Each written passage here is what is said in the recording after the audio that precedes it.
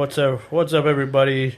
Welcome to another great edition of Renagade Radio right here. Tonight we are live from the studios of the best source in Grand Forks here. Grand Forks, best source. That's baby. right. I'll get it right eventually. I've only been here 5 times or 4 times now. Tonight is our 1-year anniversary show, and it's kind of special. It's just what was it? Sunday, August 20th of 2023 last year when Sam and I started this whole thing, and now a year later, look at what we've achieved. So To me, it seems like about 2 months. I don't know. I mean, but I missed a couple of shows, here and there.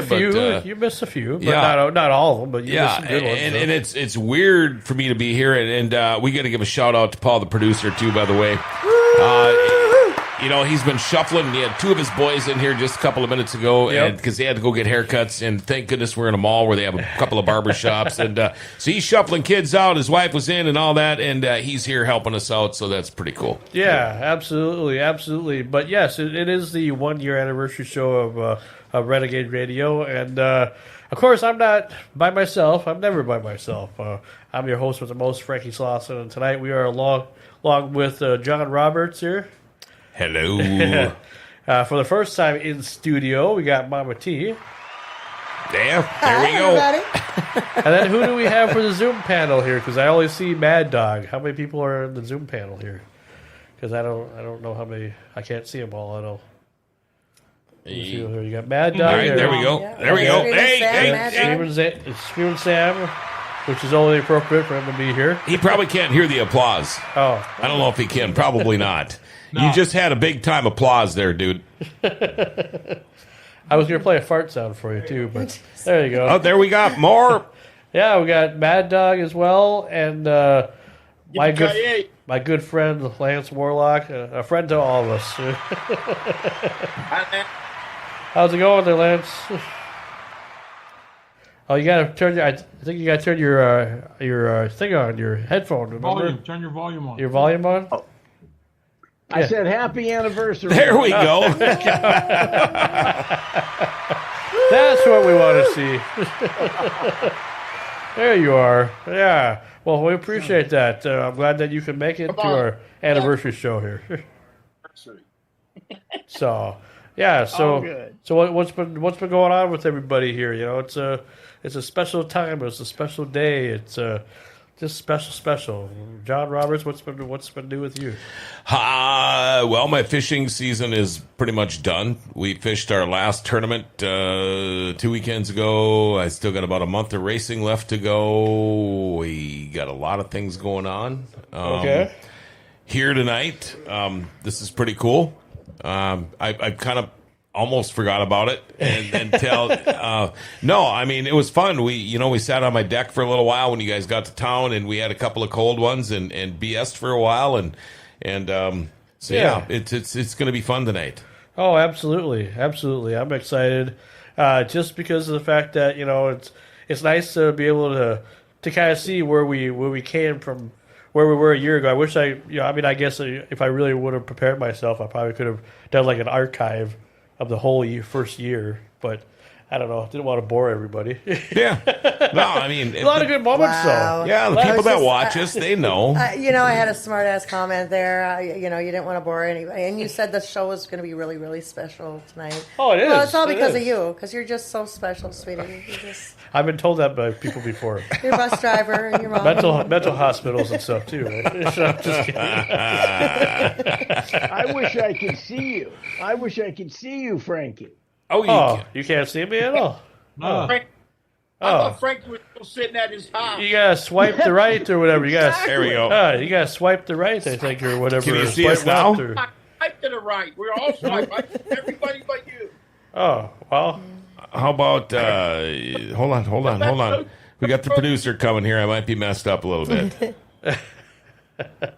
There we go. You can see me now? Oh, I had the wrong camera turned on. My bad. Just joking. Put it back. Put it back. Oh, you sons of bitches. And that's why behind every great podcast is a great producer. Because Pedal to the left. You don't just never forget who invited you out here. Yeah. Remember? See, Remember. I like being in the studio because I got this big mic to cover up my ugly ass face, and then you don't have to see me like Oh, when that's I'm in right. my Yeah, I wife's. gotta look like I'm giving somebody a good job here. or There you whatever. go. So, yeah. Forgot about that.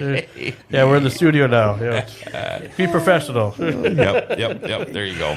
But yeah, so I'm just happy. I reminisced a little bit with Mama Tia on our way over here today when we drove over here about the long journey to get to this point, and not just the show itself. I mean, there's a huge backstory that I could tell people about, but I'm just I'll shorten it up a little bit just because of time and everything.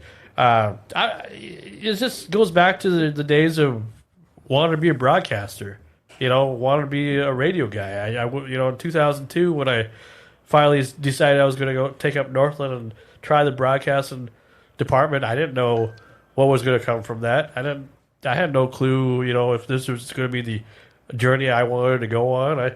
I doubted myself a lot before I even tried radio because I was just like everybody else, like, oh, I don't know. I don't think I could do it. I'm too embarrassed. And the biggest thing for me is my voice. Because, I was born with cleft palate. And that's a story that most people still don't know, but some people do. And now the whole world knows. But for somebody who was born with a cleft palate, you wouldn't figure they'd want to be a broadcaster, let alone use their voice as much as I have. And back in the day, I felt like my voice was a lot more horrible than it is now. I think I've kind of overdone the kinks anyway as far as the way a person should sound. As far as that goes, well, most of you guys say you can understand what I'm saying, so I'm not speaking Chinese or whatever. So when I talk to anybody, so I don't know. Ling Dao. Yeah, ching chong, Hey, I'll take a 69. I was just gonna Wow. say. Long time. I was just gonna say, Frankie. You are really doing really good. I mean, your voice is actually. I've been going through some of the back stuff, and your voice has improved, and you definitely got that face for radio. I mean, Jeez.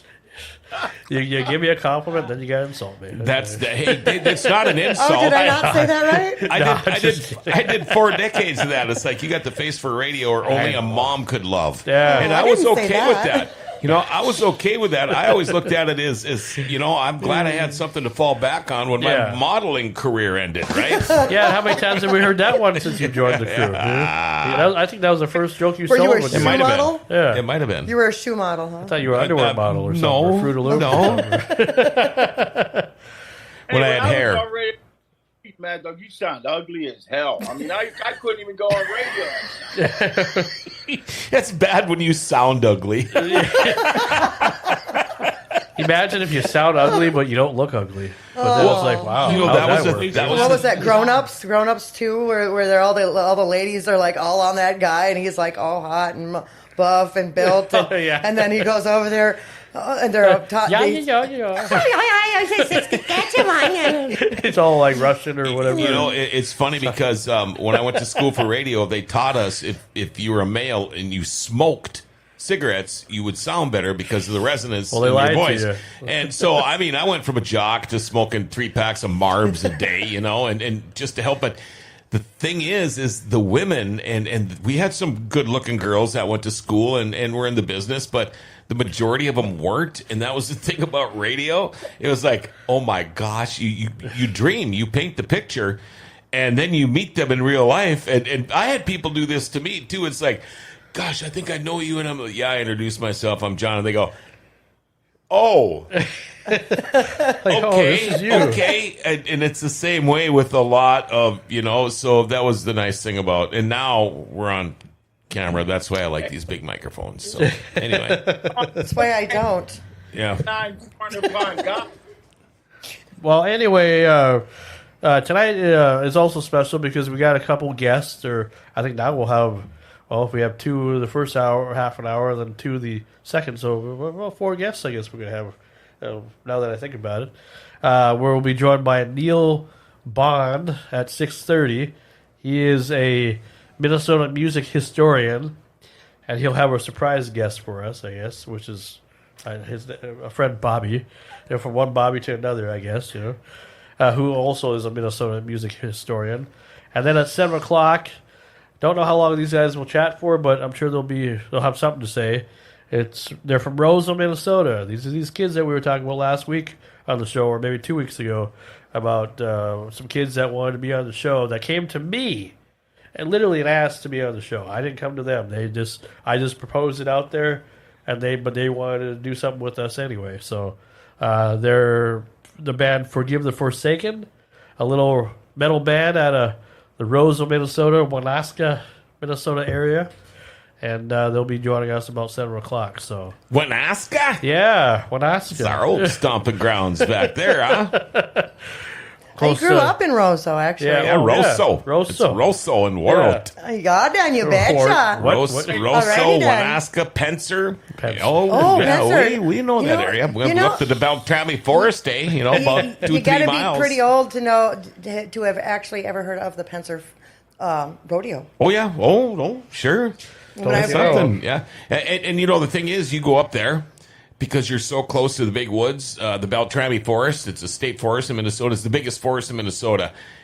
People have been lost there from like the 70s that they still haven't found. And I'm not And kidding they're you. That's living what quite it is. well, I'm sure. But that's what it's like up there. It's just totally crazy. But anybody that's never been to northern Minnesota, that's Forks Paul. I got told a lot that I was really good looking until I talked. Yeah, we should get that Forks Paul guy on here sometime. I can understand that Minnesota language. We can't understand you guys. We don't even have an accent. Yeah, you well, people are. What are you talking about, eh? The movie Fargo is not accurate at all. No. I could go all over the world. Where are you from? Minnesota. Oh, Minnesota? No, I'm from Minnesota. Yeah, Minnesota. That's not how we talk. Well, where do you live? Well, I live in Grand Forks. Do you know where Bemidji is? Yeah. Well, do you know so-and-so? Maybe. Probably. Have you ever had their dumplings at all?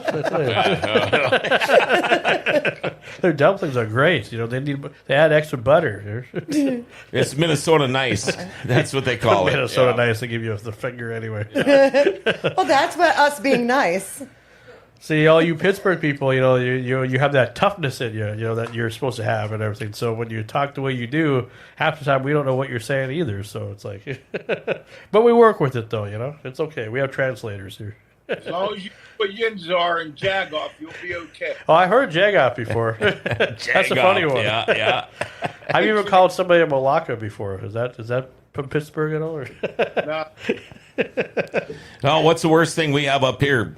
We don't have too many, I don't know. we could make Worst a list thing of I'm going to swear call words, you I is a guess. Larry or a Daryl. Hey, you Daryl. Oh, wow. I was going to say, you guys dropped off Zoom. Oh, we dropped off Zoom? Oh, okay, there you go. You're on now. There we go. When you show the full screen, it don't show you guys. Oh. I still no. can't see Dawn. Well, you have That's okay. You just Trust have to, me, I can. just to deal with it, I guess. It's I just see him now. our production. I told you Hey, when we do studio stuff here. We just got Jagoff putting in a dictionary up here. You probably feel. How often do you feel like a jagoff? Do you feel? Is it something you feel, or? Is it, That sounds like a drink to me. Yeah. Jagoff. or the Malacca sounds like a salad. or Jagoff something. on the rocks. Yeah, it's like you keep Jägermeister, skipping, and he it's can't got a hear little you. bit of cream on top. Can't hear me. Something like that. That's Yeah. why everyone talks like you can't hear you. Okay. I don't know why that just popped into my head so fast. Well, and over where Lance is from, everybody would be talking like a surfer and everything. I would say, right? Surf on, dude. Dude. Rock on, dude. Brody. Yeah, Cowabunga and what's Chimichanga. Hey, Pacific Northwest, man. Everybody's laid back. I Oh. mean, it's I was all good. I was with a guy yesterday. They stopped by my house, a friend of mine, and his brother happened to be visiting, and he lives in Seattle. And he was talking about, I've only been to Seattle once. I'm going back again in May. I think I've always loved the Pacific Northwest. It's just their politics. And that's one thing he said too. He loves it out there too, but the politics, it's crappy, but I love the Pacific Northwest. I love up in that area. I love southern Alaska. I think it's really cool up there. I'd love to live up there.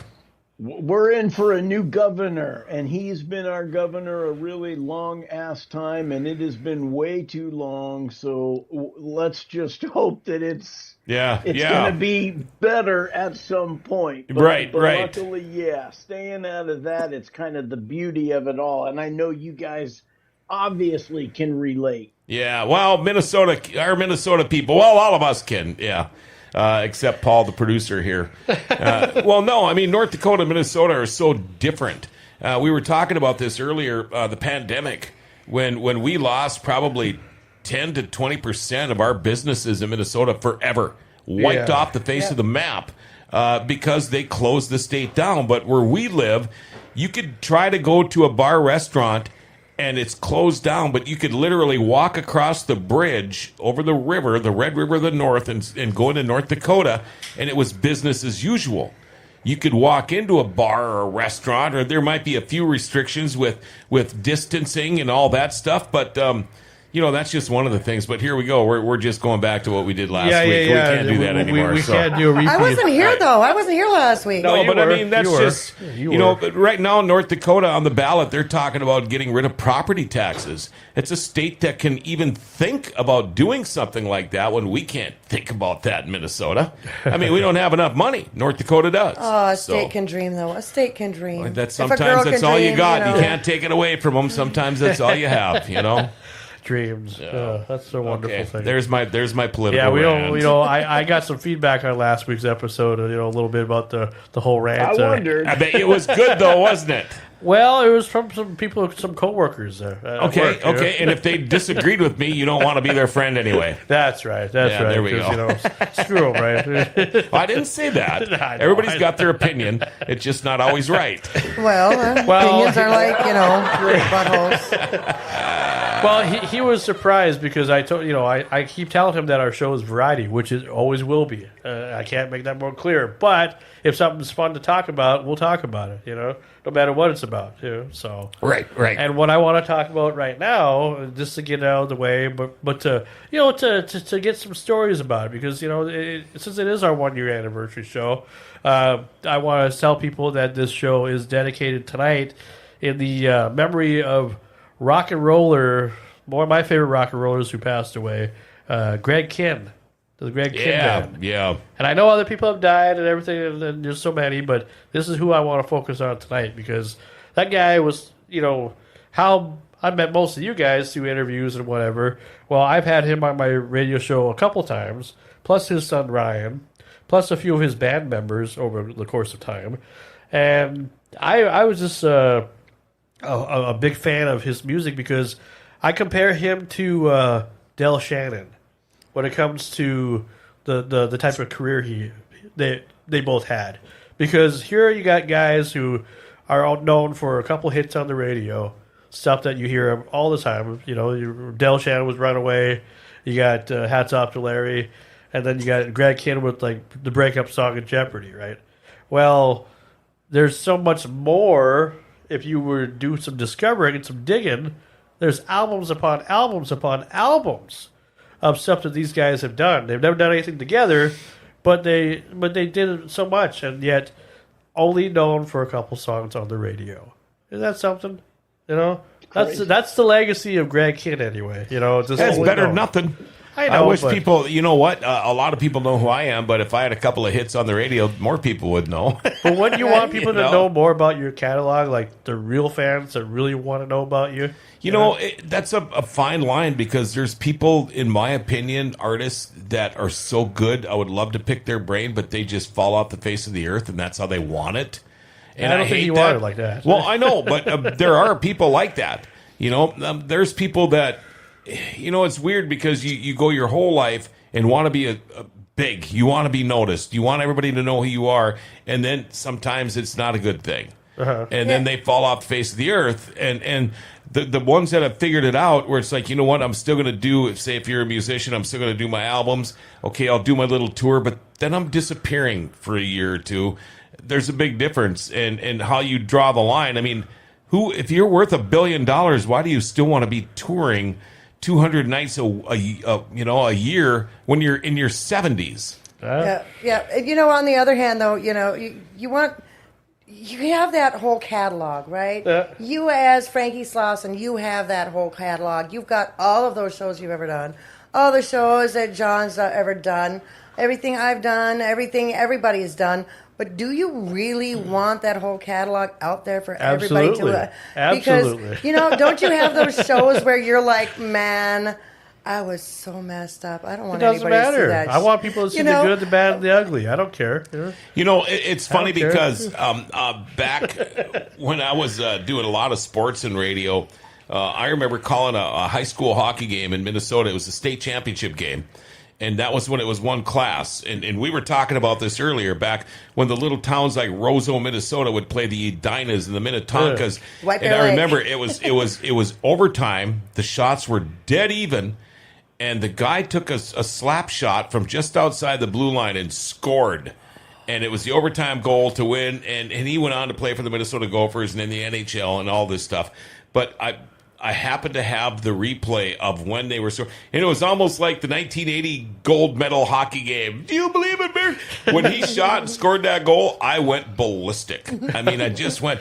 But those are the things, and I've done so much over 40 years that you forget. People will remind you, remember when this happened? And that's why you want to put all your stuff out there, because if you forget, then it's like, oh, me too. Yeah, because I don't listen to it. I don't ever listen to my replays. I won't watch this show. I mean, I don't. I don't. I've been doing it for too long. Old shows that we've done, even in the beginning or in the middle or whatever. I want people to see our good stuff. I want to see our horrible stuff. I just don't need to see it. Oh, wow. Yeah, I don't need to watch my show. I finally won my belt, and my brother turned against me, and all the young kids were yelling, "Mad Dog!" Mad Dog. My brother hits me with a chair, and the guy hits me and takes my belt off me, and I only had it for 13 seconds. I'll never forget that day. Didn't even give you your 24 hours. That's why he's been so bitter ever since. What a dick. Those 15 seconds, you only got 15 seconds, not even a whole 15 minutes? I didn't even get to hold it up. And he's all the way on his son saying, "Oh, my dad, that's not my father." Well, I mean, that's the thing about it, and that's what I mean. Like, even like the Screaming Sam show, like we just got the packages that John sent us here in the mail, and it's like you want to be proud of the things that you put out there, or why would you put it out there, And don't you want people to see like everything the good episodes, the bad episodes, the confusing episodes, I mean. It's all your work. It's all stuff you should be proud of. And I know you, Sam. I know you're a perfectionist, but you are proud of the things that you've done, no matter how it turned out. Did you watch it? Is it like professionally edited and everything? And I think so. Pretty good. I believe so. So yeah, I mean, I'm just saying, for anything that you've done. Hunter? Well, I didn't watch your DVD yet. I don't know if I will, because that's kind of. You sent me you damn near sent me a porno is what you sent me. That's what it was. You want to see I'm talking the stuff that's yes, but I'm talking about the stuff that he's put online, not the stuff that he's sent us or whatever. But that the whole archive, we'll say, right. The shows that are family friendly, if there are any. There's not. Oh, are we supposed to be being family? Well, I'm saying for his Screaming Sam show from back in the day, Because the stuff that he sent us was almost like watching a porno. You know what I mean? That's just that's not even a freaking a little dip of what I have. You know what I'm saying? Some of the stuff I have. I'm going to duck out for a quick smoke break before the real fun starts.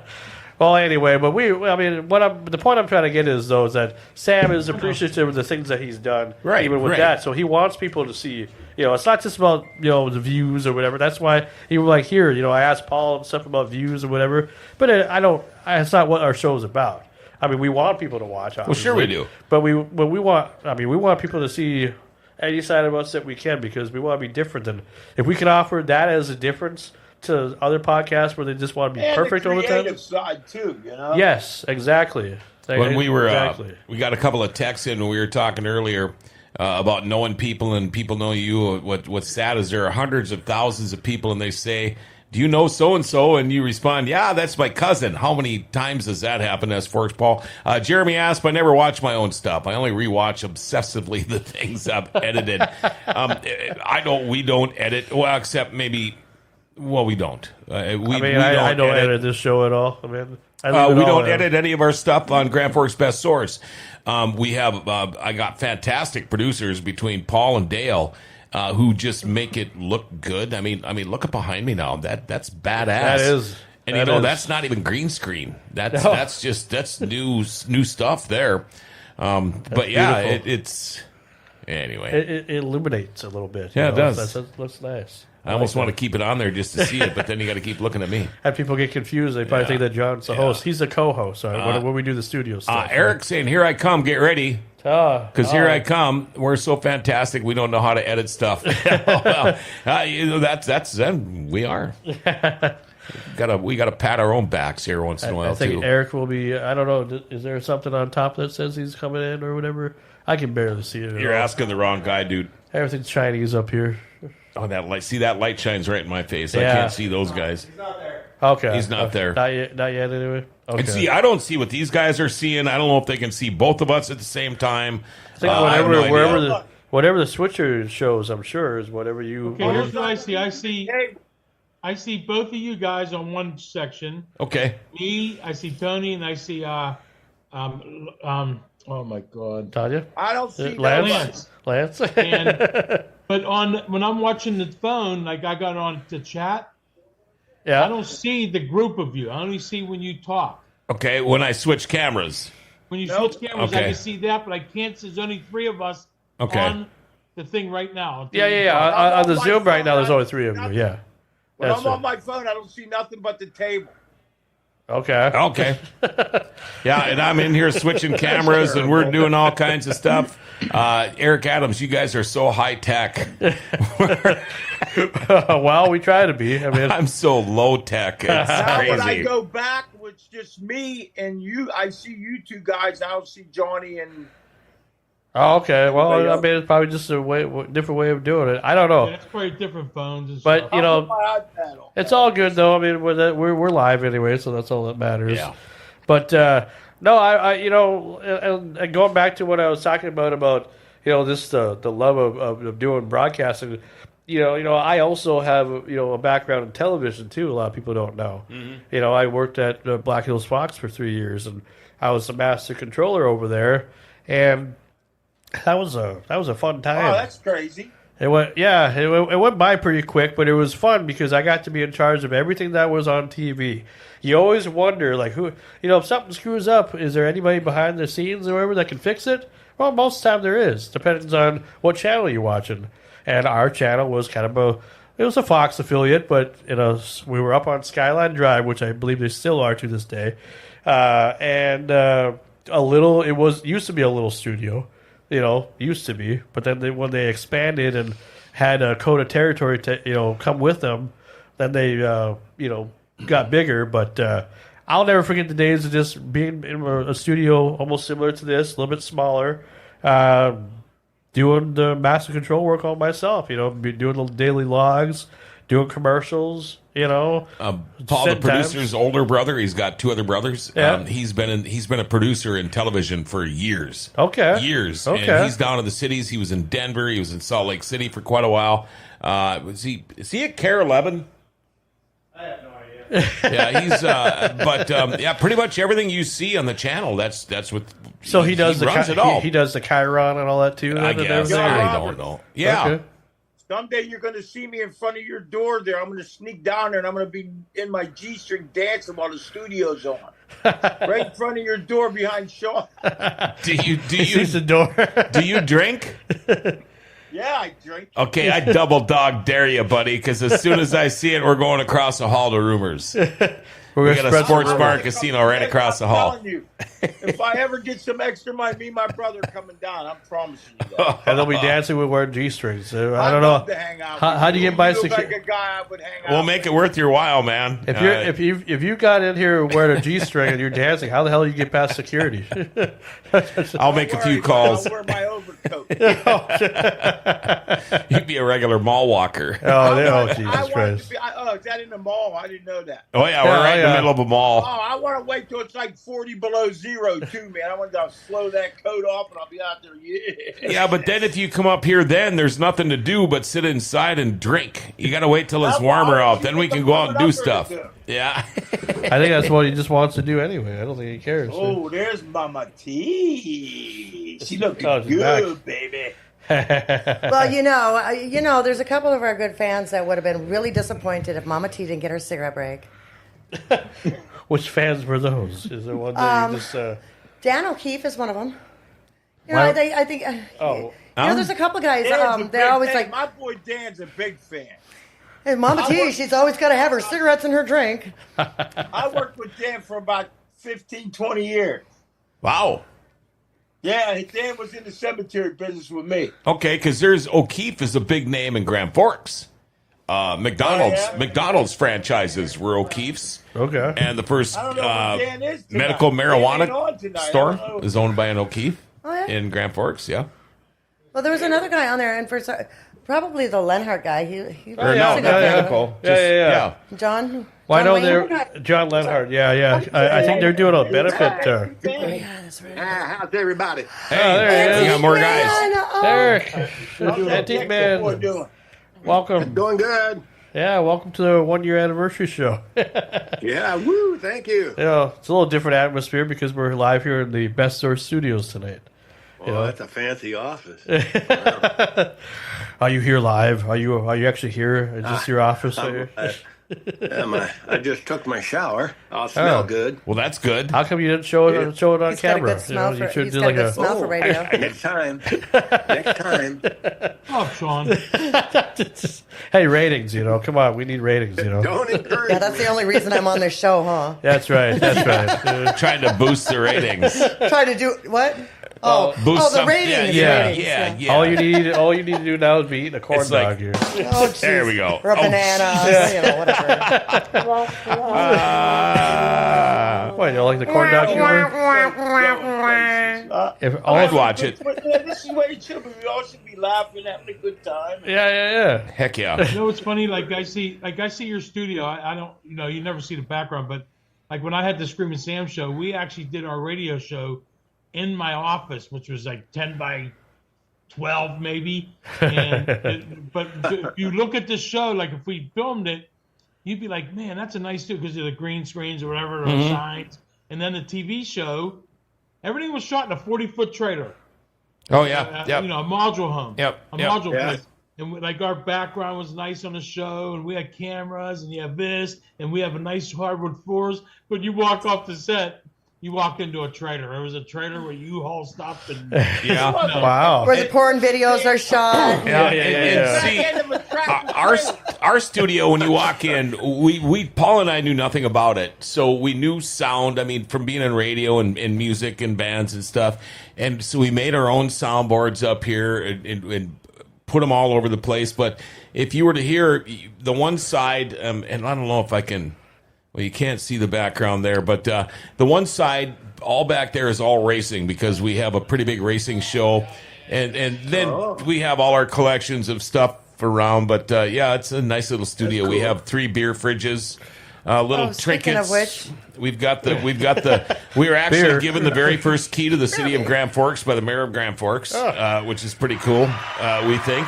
Oh, yeah.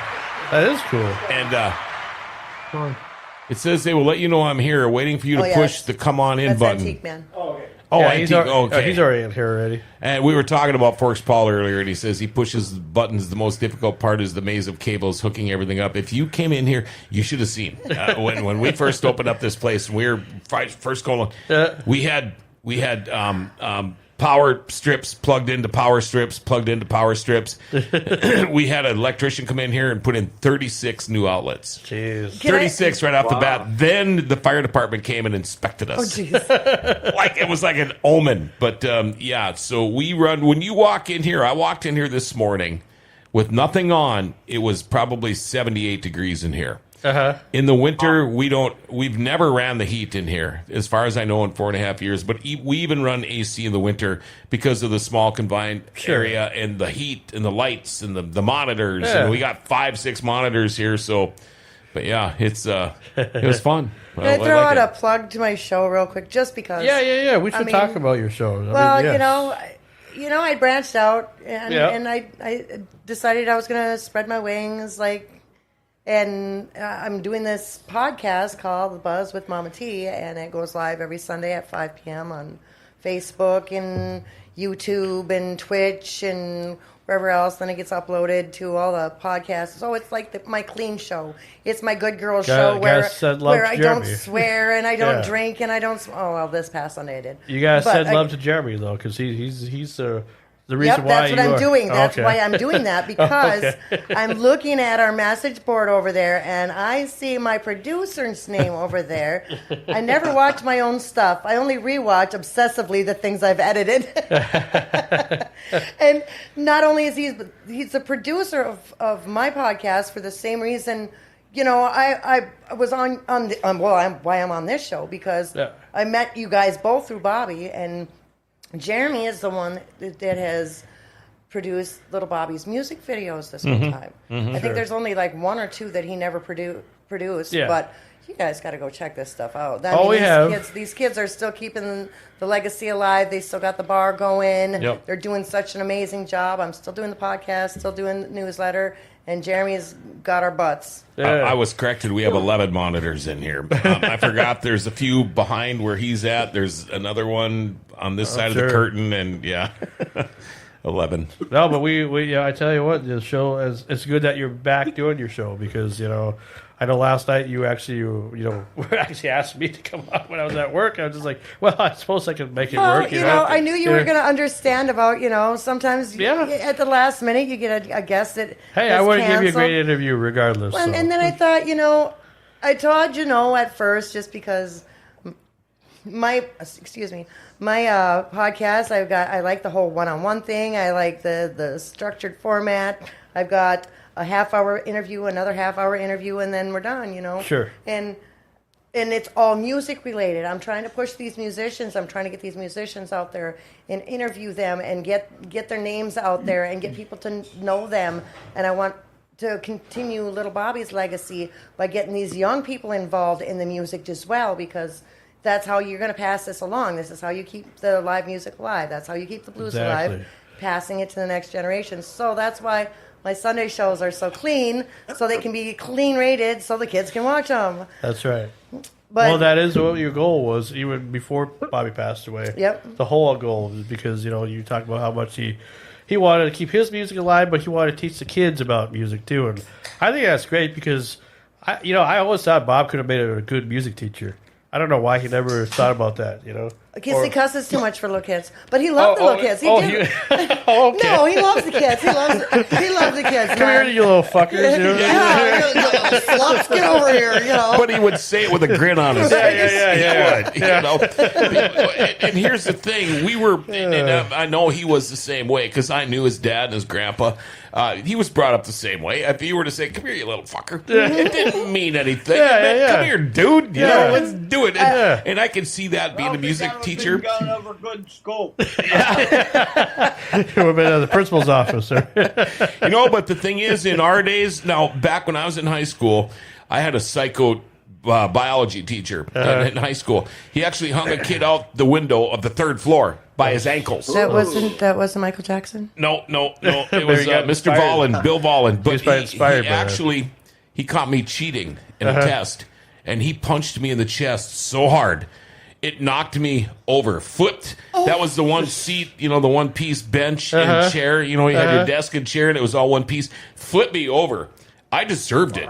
And he was still one of the teachers I probably respected more than anybody. Jeez. But now, I know high school hockey coaches, state championship winning, voted coach of the year for the state, that got fired because during the period break in the locker room, he said, "You guys are playing like a bunch of pussies."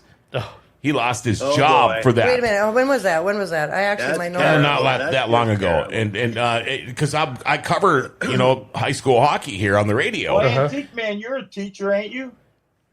Monday through Thursdays, I sub special ed. And I made a meme the other day, put it on Facebook on a on a power board. I wrote on there, "Hi, good morning. I'm Mr. Adams. Sit down and shut the fuck up." They didn't fire me yet. Lance, maybe you could have been a music teacher. I mean, with all your musical experience, how come you didn't go the educational realm? Yeah. No, I was more like able to teach sex ed. Oh. No, That's not what she said. I'm talking about Lance, though. He has he has the music experience. He's a music. He does music for a living. How come you didn't become a music teacher? You know what I did do for just under 20 years was I taught privately. I taught drums and percussion. And then what I used to do is volunteer at the middle schools and the high schools and work with their drum lines. Okay. So I used to focus on that. And once that all shifted, I did choose to leave it. But I actually did that for literally just shy of 20 years. Oh, okay. Wow. So you were like a teacher then, Yeah. pretty much. Okay. In a way, just teaching everybody how to play instruments. Okay. Well, that's I cool. was a teacher too, so you know. Yeah, imagine Sam as a teacher. Oh, my God. Masturbation. Yeah. Sex ed. I used to lecture. I lectured at the AVTI for a few years, radio and television school. Uh-huh. But that was about it for me.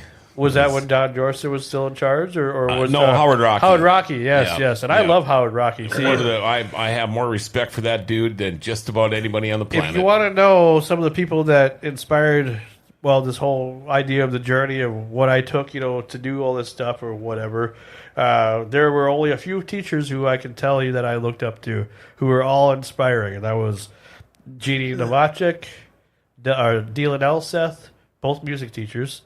Debbie Outney, who was art teacher, everybody knows, around northern Minnesota. K-Dale Super, was definitely one of them, because she was like my journalism teacher, so because I also have a little background in journalism too, a little bit. And then for college, between Don Howe and Howard Rocky, and Howard Rocky was never my instructor. He retired like a year or two before I came. See, now, Howard Rocky was my instructor, but Don Jorsted did the summer 3 months. Okay. So I had both of them, but I got to work with them afterwards because I went to work at the one radio station where Don Jorsted was a salesman. Yep. And I also worked a couple of different times for the station where Don Howe was a salesman. And where was that at? Well, I guess they both would have been. He worked They were both at KTRF too? KTRF. Yep. But I worked for the KKQ, the other But Don guys Howe too. was the station manager at the time when I was. Well, I see, but it wasn't when I was. I worked with those guys personally. Don Howe, I had a lot of respect for Don. He just had a birthday the other day, by the way. Yeah. And Don Jorsted was the guy I first went on the road with to do sports. Uh-huh. He kind of got me, and racing. I went and did some dirt track stuff with him and some snowmobile stuff, and it got me really going into the dirt track racing career that I have now. But I found out where every American Legion in northwestern Minnesota was working with Don Howe because he knew where they all were. We'd go call a football game on a Friday night. We'd hit the Legion before we drive back to TR. Wow. But yeah, those guys. And then I went to school with all his boys too. Uh-huh. He had a crap load of boys, like a whole team. And so I got to know all these guys real well. But isn't it kind of cool to realize how inspirational these guys were, as far 50 years later. Yeah. Yep. And I say that about Howard Rocky, even though he was never my instructor. The only reason why I have so much respect for him is not just because of the legacy that he created for himself, but the fact that every time he would hear me on the radio, or he would let me know about it, that he was listening, and he, just always loved everything I ever did. And maybe that was what he was supposed to say to every person, but it's Howard told it like it was. Yeah. We back then in college, we were broke. The drinking age was 19, and so we would have these 2 fingers tequila parties. 2 fingers tequila because it was the cheapest tequila you could buy. and we'd be in lecture the next morning, and he'd be, my God, he goes, you smell like cheap tequila. And then he'd say, And not to mention, you're wearing the same clothes you were yesterday. Yeah, I bet you. All you can do is go. Why is the walk of shame for dudes so much more respectable than the walk of shame for girls? Well, I don't know. Tell us. Because we do less respectable things, more respectable things. Usually because we break a heel on our way home. Oh, that's it. Yeah. Well, if I ever did have a party, if I was ever like a partier, I'd want the Oingo Boingo party from Back to School. You know. There you go. I'd be Danny Elfman. I'd be Rodney Dangerfield's character. You know? Yeah. Dead Man's Party. Yeah, that sounds right. No respect. That sounds about right. But he was in a jacuzzi with some chicks or whatever, so that'd be me right there. Yeah, with the party without. Yeah, they filmed it at the casino. Yeah, at Seven Clans. Or no, I'm just kidding. Oh, keep dreaming, Frankie. I'm still eating corn dogs, so I tell you. Better you than me on camera. Jeez. Well, maybe not for ratings, but you know. Without bubbles. Anyway. Bubbles. So anyway, so we are about half an hour away from our first two guests anyway, of Neil Bond and Bobby Drangler. What's cool about these guys is when it comes to Minnesota music history, do you realize how many bands are from Minnesota? Oh, a lot. I mean, there are hundreds upon thousands of musicians, and it's not just Bob Dylan and Prince or whatever. There's a lot of people. You know? Andrew's sisters, some Modest Mouse from Minnesota too. Brenda Lee, Little Bobby. Yeah. I mean, Well, we can that's go a given. on And Crow. I mean, you guys love Yeah, Crow. yeah. I mean, I'm friends with yeah. almost all the band And members. see, Neil and Bobby both are musicians as well. Yeah. They've both been on the Buzz. Well, these guys, or Neil, you know, he took his inspiration and turned it into a page on Facebook, and it's, you know, all about Minnesota musicians and people who came from Minnesota and jammed out and stuff. And I'm sure he's done stuff with Lil Bobby, because wasn't he on your show? I'm thinking it's like, I can't Neil remember Bond? the name of it. It's like something about heroes, icons, ghosts, and legends, or Something like that, yeah. It's those are the 4 words. Or that I didn't Ghostbusters or say them- something or whatever. Yeah, I didn't say them in order, but no, he features He'll correct on his us. show every day. Modest He features Mouse. a- Yeah, there you go. Really? Wait, what? Guys in is back it? need to turn up the mic. Okay. That's those guys. What the hell? Anyway, but turn this no, I up. mean, it's There we just go. amazing. So I've had Neil on my radio show a long time ago, but it was a long time ago, and that's why it was nice that he'd be honored to come back for today's show. And so the whole thing with Bobby is he just told me about an hour ago. So it's like, okay, well, we'll get him on too, I guess. So because I guess this guy was trying to do an interview with Bob before he passed. There, Mama T. I'm sorry. I was reading She was that. looking at the monitor. Guys, somebody just called my name. I was like, what? Yeah, it's like, Hi, Nicole. How you doing? Thank you. Thanks. Yes, I'm finally in the studio. What was your question? I'm sorry. This Bobby Drangler person Yes. was supposed to interview Bob before he passed away, or was going they to? were going to have him on the heroes, icons, legends, and ghosts. Oh, okay. Oh, I said it.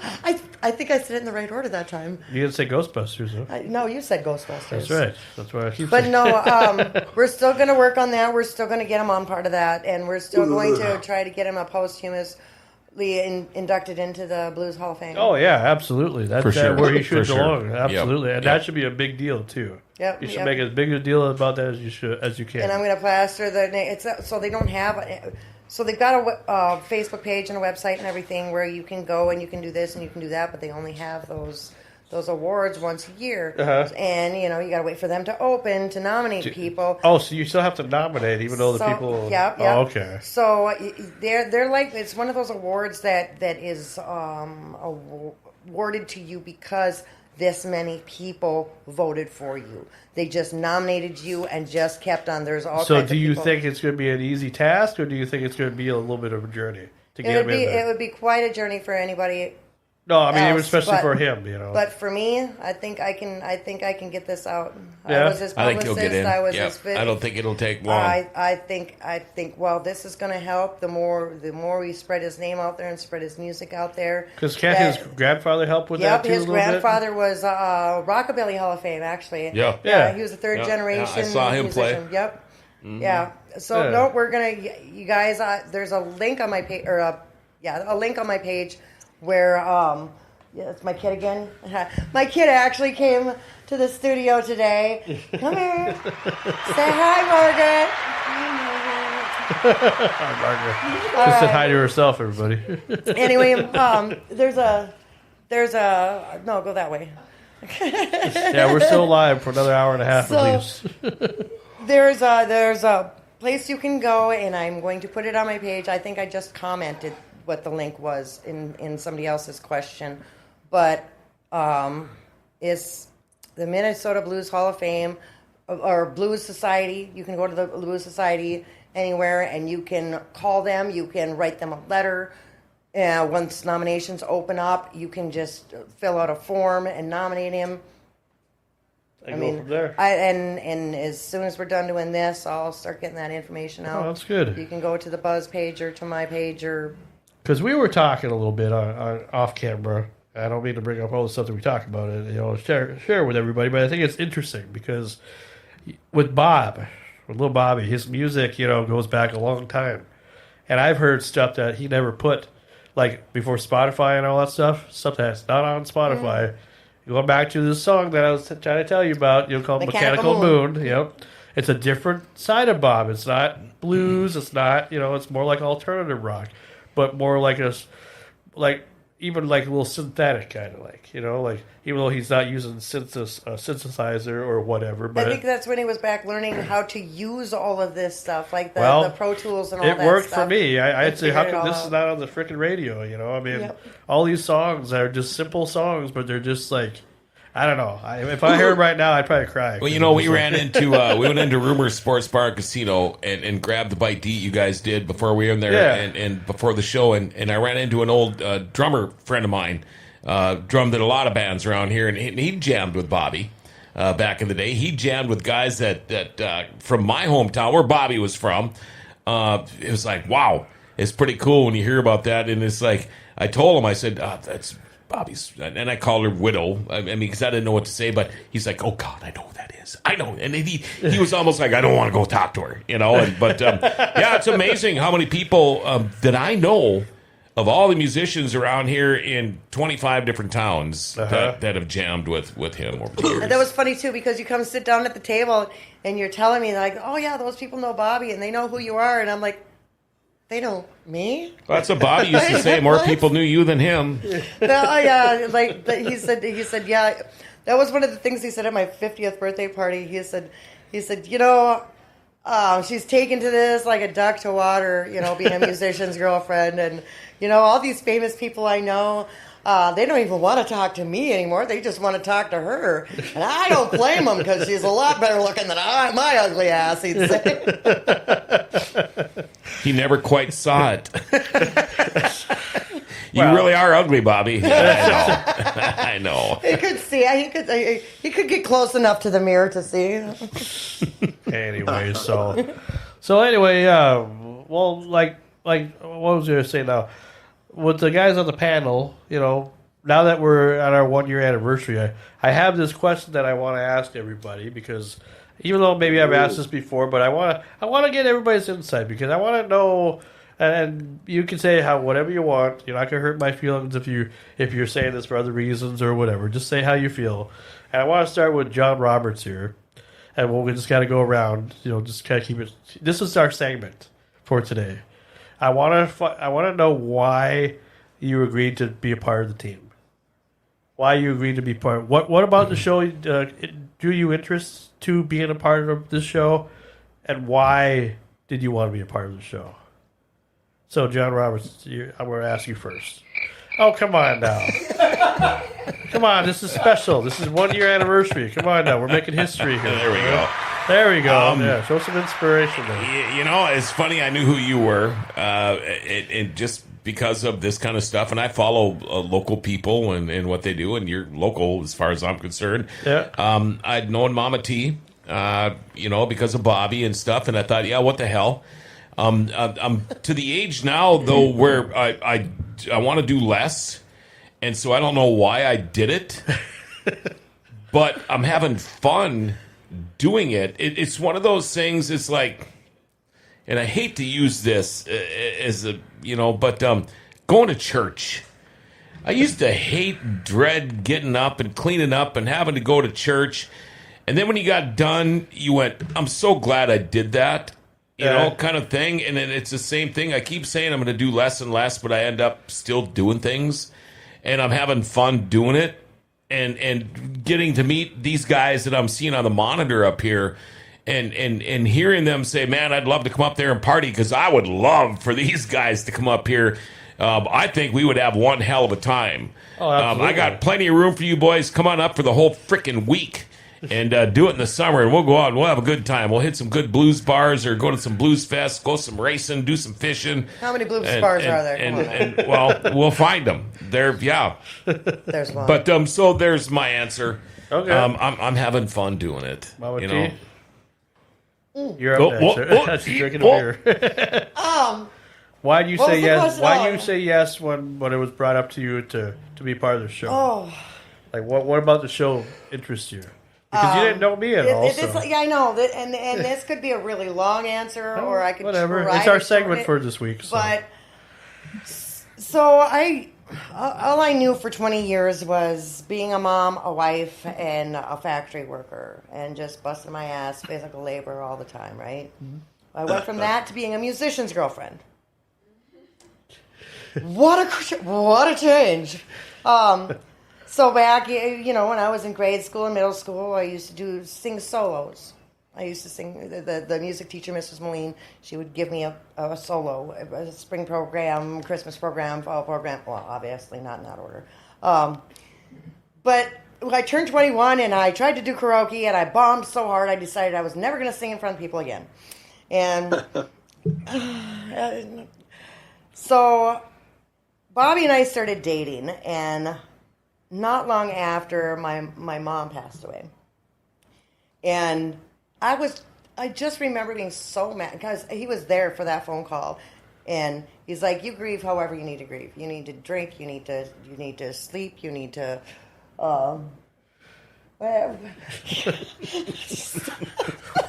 That's the picture right now, anyway. That's awesome. Okay. Anyway.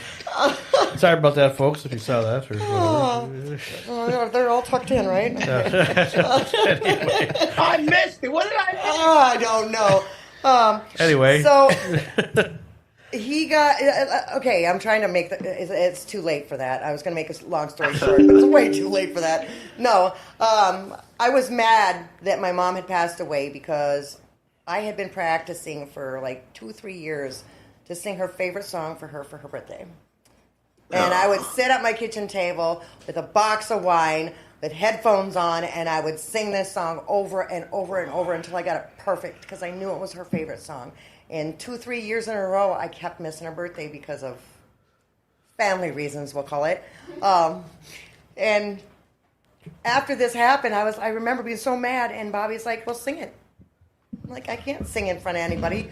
This guy puts me in the studio, puts a bottle of alcohol in front of me, and he's like, here's the buttons, this is how you do it. Don't come out until you're done. And he put it on a CD. Okay, what my point was, he got my confidence up. I never thought I could sing. I never thought I could be confidently in front of a camera. I didn't say successfully. Now you see, I didn't say successfully.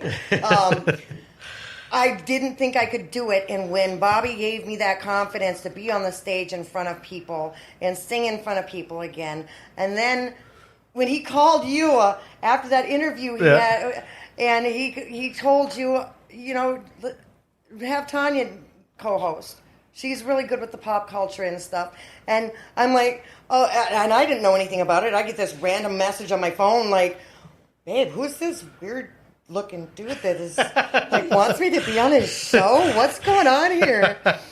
Yeah, sorry. And Pee Wee Herman was really drunk, I guess, right? Yeah. But he had the confidence in me that I would be successful at it, that I could at least try it, give it a shot. And you have been. And you know what? I love you guys. I absolutely love you guys. Oh, you got Ian Thorpe, we got John Wayne Lanhart, we got Nicole, we got Paul Tessa, we've got, what's the guy I said earlier? We got all these great Forks fans Paul. that are always... Dan O'Keefe. Dan O'Keefe. And Dan O'Keefe. And we've got this great panel of guys, and I've never felt so comfortable in my life being on a show. And like I did it originally because he told me to. Okay. And then I kept on doing it because you guys just make me so comfortable. You kind of become a routine now, huh? It's my family. Mama T, we love you, Mama T. All right. Hey, Mama T. Ian wants you to sing, by the way. Tanya, will you sing for us sometime? No pressure. I could do that. So we go from our live crew to our panel crew here. Yes. So give it to them for a little bit let's here. Hear from Mad Dog. Let's put him under the spotlight. You Mad Dog. My brother called me and told me about this, and I always wanted to do things with my brother, and we never ever did anything together. So I said I'd love to. But Sean, I'm impressed on not only the guests that you've gotten over the year, and I'm really impressed on your wrestling knowledge. Like, I don't even know half the crap, and I'm kind of embarrassed. But when I got out of wrestling, I shut the TV off on. Yeah. I didn't want to watch the WWF. I didn't want to watch ECW. I would watch these little guys, and I'd go to a lot of local shows to keep up with it. But I was pretty interested on your knowledge of it. And the guests you were getting, I was in awe. Like I was just shocked on the guests you got. And I'm really impressed, and I'm really proud to say that I'm part of the show. I mean, I don't come up with a lot of intelligent stuff anymore, but I'm not really into the blues and the music scene like you guys are. But I'm just happy to be a part of it, like meet Mama T and Antique Man John Roberts. It's been a pleasure. I'm proud to say I'm part of this. Yes, it has. And hey, we're still getting started, so to speak. I always like to use that term, we love having you on too, Mad Dog. You're definitely. I tell you what, my thoughts on you have definitely changed from the beginning because I've seen a lot of growth come out of you. You probably have done more as far as just being not even the side character. I'd say you're more or less like the guy who will tell us some funny jokes here once in a while and fill us full of knowledge about things. And, you gotta say I'm the goofball, the crowd. I'm the comic relief. I'm gonna tell you this right now. I'm just kidding. If it was just us three locals on here, I probably wouldn't be doing this. These guys, I love that these guys are here because we're all three from within an hour of each other, up in this the god awful tundra of the United States, and these guys are from all over, and I love that. Oh yeah, I love that we get to talk to people from other parts of this country. All right, let's move to Antique Man. I want to hear from Antique Man. Why did you agree to be a part of the show, and what are some of your thoughts? I guess. Well, I was flattered and very interested in all the subject matters as wrestling and music, and I'm happy to be here. I'm still waiting for the $100 a week you promised, but okay. Wait a minute. I don't remember that. He offered. He only offered you 100. Wow. But thank you, and I do enjoy it, and I look forward to each Monday. All right. Well, hey, and you too. I feel like in a way that you've also have come out of your shell, so to speak. Even though you've never really had a shell, but you were nervous at first when you first got here. I could tell because you're like thinking in your head, why the hell would this kid want me on the show? But there's a reason why I want you on your show. It's a different venue for me. Yeah, and you left for a little bit, and then you decided, this is where I want to be, and we love having you. You've always been you've always been good with humor and music, and I love the stuff you do online. I just the fact that you're not a stand-up comedian, I for a living, I don't understand why, because you're very funny.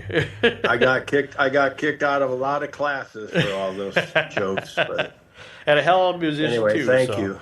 All right, well, Lance Warlock, I want to hear from you there, my friend. I want to hear with our history and just knowing you that we've never met in person, but. I want to know why you wanted to be a part of the show and why, why you said yes.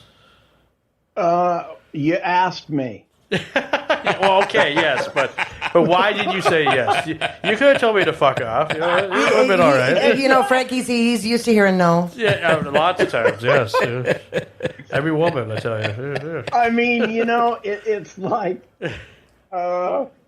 it really was. It was, you asked me, and I've had interest. I've talked about doing things with my dad because he was wanting to do things. And then when things don't transpire and whatnot. And so, you and I go back many, many years. And it's like, God, you're still doing it. You've grown in what you have obviously set out to do. And those are those things that, I just love it when that all comes around. And I love, it's like the same thing with everybody coming from different perspectives, even regionally. My God, last week you guys were teaching me all sorts of stuff about Minnesota. Well, that was John there. Literally, it's like you guys. Hey, I got more, buddy. And rocks and cows. Yeah, I got more. Hey, and if there'll be something when I'll have a little nugget of something to share and being the new guy, I'm glad that you guys were letting me in and as it develops even more and more, I think it's a blast. I love to talk, but I also really like to listen. And it's really cool. And I appreciate you even asking. So thank you. And I'm way to go on everything that you've done for this. Well, thank you. And one thing about you, Lance, that I've always loved, and just going back to even our history, it's just that you've always been there for me. Regardless of if you had the time or whatever, you always found a way to make something work. If I had a crazy idea, or if you had a crazy idea, and so I feel like the next crazy idea that we have is we got to do that Funko video. I really feel that we should do it. I think the other guys don't have to be a part of it if they don't want to. It can just be a Renegade Radio exclusive video, but I think we should do it. In the next few weeks or whatever. I'm talking like we're going to show our Funko Pops. He has Funko Pops. Or what? Funko Pops. Oh, Cocoa Pop. Okay. No, not Cocoa Pops. No, Funko the bobbleheads. They're like bobbleheads. Oh, okay. Yeah, we're collectors of that. I was going to say, as far as ideas, I think, I think everybody on our show has such a distinctive voice. Yeah. We should do animation. We should have our own Renegade Radio cartoon. The show's already animated, is there? Like Trailer Park Boys, Oh, yeah. We all look like we're part of the trailer park anyway. anyway. You're rolling his eyes. Well, you really want DePaul to be painting us now and doing all the animation now? Oh, yeah. He does enough as it is. It would be kind of funny, but yeah. All right, so I saved the last what? We know what you mean. Yes, I saved the best for last. Okay, and I want to hear from. Listen to all this bullshit. Yeah, well, I want to hear now from the man, my best buddy, the guy who originally said yes to doing this show, and I know you probably aren't a fan of Q&As, but you know what? I want to ask you why. Why did you say yes? The thing is, Sean, if you remember when you asked me, I had another opportunity to go on to another show, which I'm glad I didn't do, to be honest with you. I have been asked recently to be on a couple shows that I just love these guys. I love you guys on this show. I feel like we're all good friends. I really do. I feel like John said, if we went to visit you guys out in Minnesota, I think we would all connect because we know each other from this thing. And you can have friends that aren't with you. Oh, right? absolutely. You can have friends like we are. Story of my life. And workers, and you know what I mean. Absolutely. And like John said, you got, or one of the guys said, you have the walk of all areas and all the life. We all do something different. You're okay. I had my own show, and the only way I would leave the show is, and I probably wouldn't even leave then if I did my own show like Mama T did. And but I still wouldn't leave. I'd still do the show and do my show. Well, we plan on going on for. I plan to do this for as long as possible. So there is no contract. It's not when like Sean asked me to do it, I felt honored. he interviewed me a few times. I think the interview went great, other than me, Bill Kidson, taking over the show a few times. But I mean, like in the beginning, though, like when you were taking a chance on somebody, because you didn't really still know me that well, you know. So I mean, did you have any nerves of taking a chance on somebody you didn't really know? Well, I mean, no. I mean, just talking to you a few times and being interviewed by you, I knew that we'd be good together, and I just felt like I appreciated what you did for me. I mean, when you asked me to do the show, I love Mama T, I love John, I love my brother, I love Lance, I love Eric. I mean, everyone's funny. I think everybody's funny. I think we have a great fucking show, probably one of the best shows out there. Oh, you're damn right we do. Yeah, and I really believe that it's gonna go far. It's gonna go far. I think it's gonna go a lot further, especially with now you're also putting on Saturday nights. People ought to know. Yep. And Saturday nights is a big hitting night, so they'll see us again Saturday night, and it's a big hitter. I mean, it'll say live, but there's a recording, but yeah. But it's great. I mean, I love it. I mean, no editing. In the beginning, we had to watch what we said a little bit, but Sean opened up, man, and he says, you know what? It's a variety show. We talk about everything. And that's what I like to do. That's what I like to hear. Yeah. In the beginning, I was a little messed up. You could ask him. I mean, you can ask Sean. In the beginning, I was a little uncomfortable because of how my show was. Sure. And now I'm so used to it that... But in the beginning, remember, we were going to try to remake your show kind of like originally. That was kind of the idea. It was Renagade Radio, but you were going to bring like some of your people in. We had Waterboy, but then everybody else, or the other guy, Wildman Vincent, I think it would have went a different way, which I'm glad we did. I agree. Because I feel like the Screaming Sam show was the Screaming Sam show, but now it's the Renegade Radio show. I mean, I'm proud to tell people to watch our show. I share it like 100 times while we're doing the show, you know what I mean? And I really like you guys. I really have fun, and I look forward to Monday night, to be honest with you. I don't think, like my wife and I talked today, and I said, when are we taking our break after next week? Yeah, next week will be our last show in August, and then we'll take 2 weeks off. I said to her, he's because he wants to give us a break. I'd rather not take a break. I'd rather just keep going. I really would. Yeah, no, I understand. I do it every week. I mean, I did it my show. I did it twice a week. Monday night was the radio show. Wednesday or whatever. Yeah. Wednesday night was either one or another. And like the other night, we did our TV show, and I enjoyed it. I don't know. You put me in front of a camera, I'm done. I love it. I mean, well, that's just the thing about it. It's like the reason why we're doing the break is because I don't want too much overkill. Because it's like I don't think it's overkill. No, I'm just talking to you guys. I just figure it's just everybody deserves a break. I know not everybody's been on here every week, and it's just like it's nice to recharge, and it's the middle of September will come back. I mean, we can always do an exclusive thing, I mean, that's why I always tell people, or tell you guys, even privately, that if you want to do something exclusive that's different from the show itself while we're on a break, like the Funko Pop show or whatever that Lance and I are going to do, that's going to be a real thing. That's really going to happen. And, it's just, if you have any crazy ideas that you want to try while we are able to do it, let's do it. I'll tell you what, I'm proud of everybody I work with here. I mean, I think everyone here is like professional. I mean, I really do. I think we're a bunch of professionals in what we do, and except for me, except for Tony. That's the guy who's not even in his chair anymore. Like John Roberts, I think that sucker got a voice, and I mean, he has to do my next wedding, like my anniversary. Oh yeah, today's my anniversary, guys. Oh, that's right. Yeah, that's happy right. Anniversary. Happy anniversary. Hold on. There I am, right there. Hey, we're playing a round of applause for you, by the way. If you can't hear that there, so there you go. And I think our guests are going to be coming now. 30-some years. Okay, well that's since 2001. Wow. Tonight's my mine will anniversary. be 40 I years. like that, Eric. I like that antique man. Hey, John, I'll be 40 years.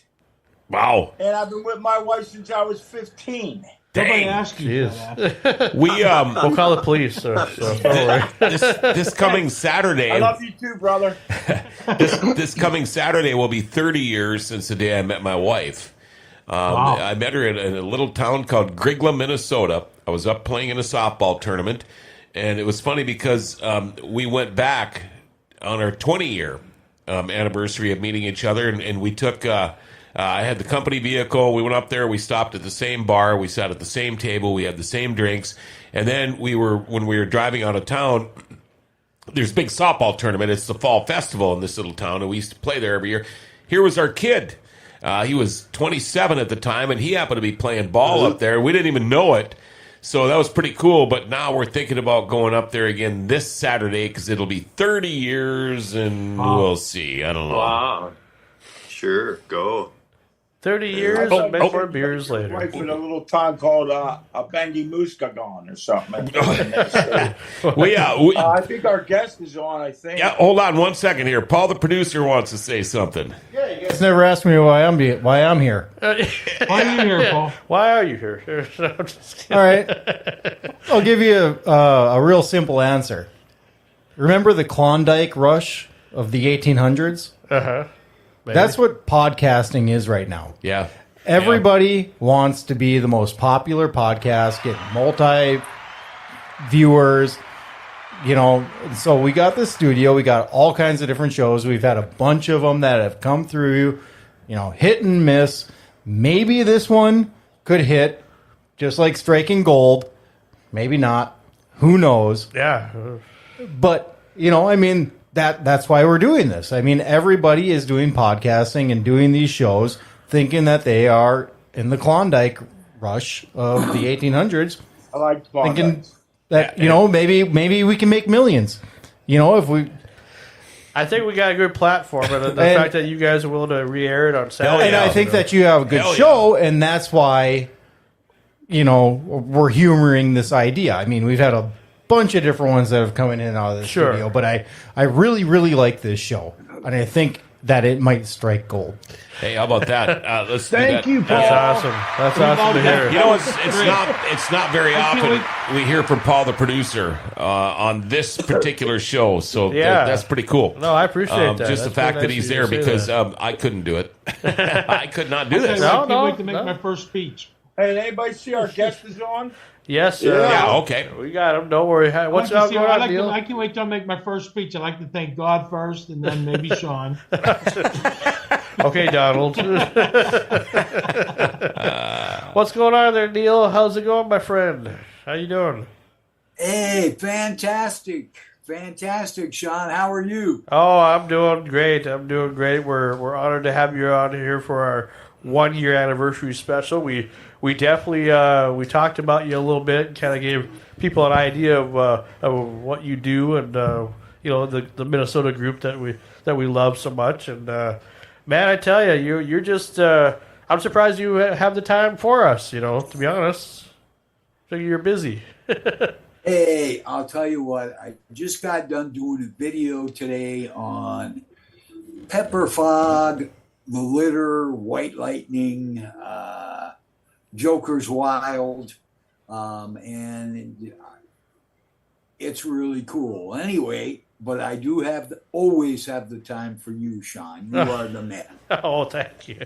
It's been a little while since we've spoke, though. I mean, I don't, the last time I did an interview with you, I think it was when I was in South Dakota, and I believe we did a radio interview, and that was a different period of time, at least for me and probably for you as well. But because of Zoom and because of being able to actually see the people that you want to interview, I love this format so much better. I don't know, would you agree, or are you still a big fan of the audio format for an interview? I love the video format, Sean. I invited, I know you did a big special on little Bobby. Yep. Sadly passed away, and I mean, what a legacy. Yeah. I had you send a link to Bobby Drangler down in Mankato. He's the king of Mankato, one of the great historians of Minnesota music, absolutely. And believe it or not, he was on his way up to interview Bobby the day before he died. Sure. I heard that story, and Tanya was telling me about that, too. She's actually back now. Sorry, Hi, Tanya. I don't get to Grand Forks much, and my kid is here in the studio today, and I had to I'm trying to visit with her every chance I get. And, if you ask Dan O'Keefe or Ian Thorpe, why is Mama T off camera? Well, there's no smoking in the studio. That's right.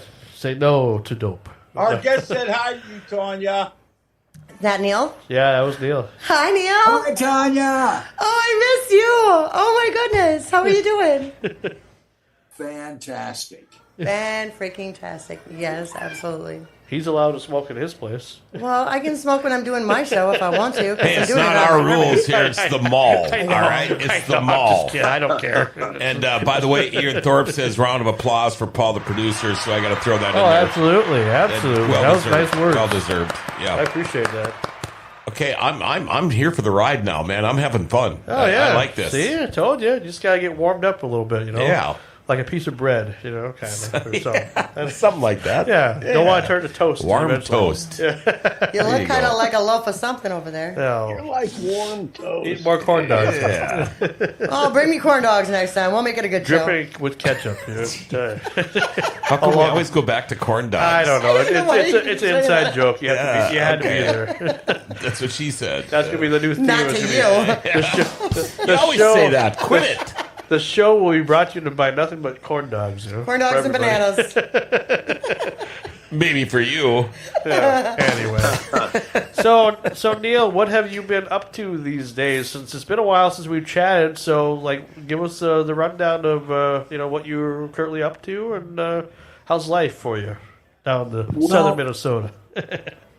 Yeah, on top of the History Channel, which I've been running for the last 9 years, I've been putting together a series of Minnesota legends. I've been doing a lot of videos. We put out the Legends, Heroes, Ghosts, and Gangsters movie last year, and it covered the whole history of Minnesota, but unfortunately, we didn't get into what I'm interested in, which is the musicians that really broke out of our state. So I've broken it down. I'm putting together 3 video series on YouTube right now. The first one is called Legends, and that covers everybody from the guy that wrote Dixie, the song I Wish I Was in Dixie, that was written in St. Paul. Wow. Jeez. That is something. Okay. That was before statehood. It goes all the way through the Judy Garland era. Right now, I've got 4 of them up there. And we cover the 30s, the 40s, the 50s. I'm working on the 60s right now, and like I said today, I'm just putting together a video on Pepper Fog, The Litter, White Lightning, Joker's Wild, the Still Rovin'. You remember the Still Rovin'? Wow. No, I've heard of them. I don't remember them. Yeah, heard of them. Never remembered them. Garage band, maybe? Garage rock, maybe? Or? They were a garage band. They went out to Hollywood. They had a song back in the 60s called Hey Joe. Peterson. Not me. Don't get me. That wasn't me. Oh. Mine's on silent. Anyway, it broke out nationally. They got hired by a label to go out to California, and they ended up playing with Three Dog Night. Oh, wow. And they were just breaking out.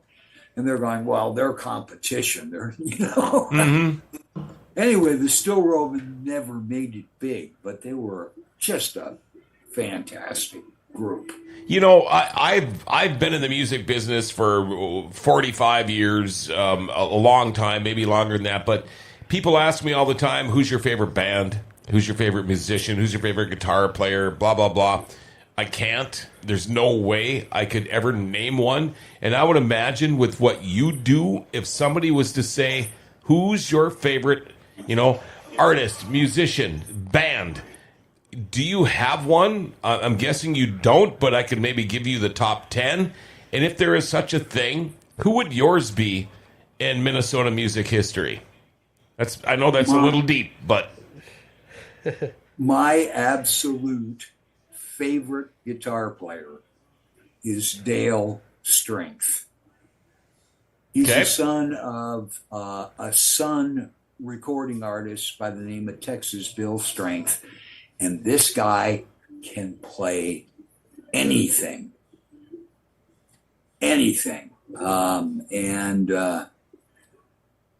But it's really hard. There's so many great guitar players out there, but obviously I've worked with Dale and I know his capabilities, and if I was going to pick one, it would be him.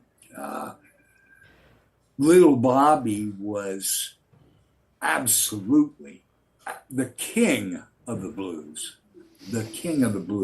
And, his parents, of course, dealing with history, I go back to the Hooley brothers, where, these guys before anybody, Bob and Cal, guitars behind their heads, they were such showmen. And, gosh, yeah, you're right. It's really hard to pick one. But if I was going to pick one, I would have to pick Dale, because I guarantee you any lick that you want to play, from blues to jazz to